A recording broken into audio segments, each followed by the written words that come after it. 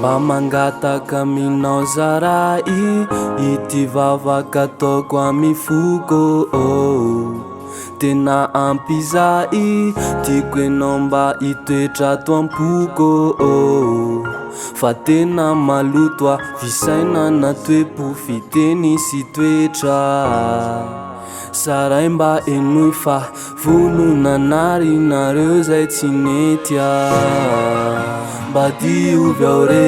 afao zay tsy nety nanenina hoe aleo za iova anaraka anao amizay rehetra le ka zay tany alotany sy zay hoe fahotany mengavy adinoy fa olomba avao za manomboka androany tezaka mba anao ze mba tsara noho ianao rery raiko tena ezakao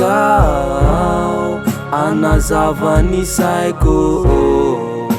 ka ty mba tarito hiala amin'ny ratsy fanao sy ny didrako fa ampy zay ny vitako tena ampy zay ny vitako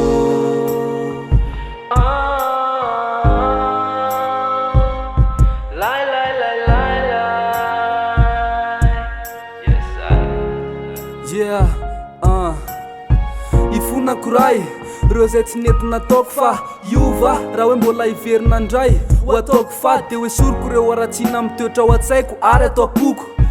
fa ianao no raisiko ho atsaiko ary ho topoko aza tsaronao ny vita mengavy amba adinoy re za mivoady aminao fa tena tsy averiko itsony reny fa ianao ndraiko atokisako ianao sady ilaiko hitatana foana ny diako anazava ny fosiny saiko tena maloto visaina na toe-po fiteny sy toetra saray mba enoy fa vonona narinareo zay tsy nety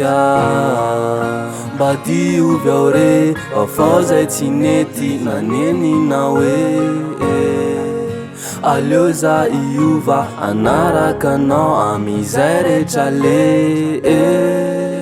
ka zay tany alotany sy zay hoe fahotany mengavy adinoy fa olomba avao za manomboka androany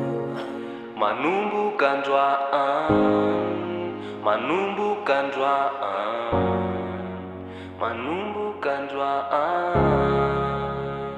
livsio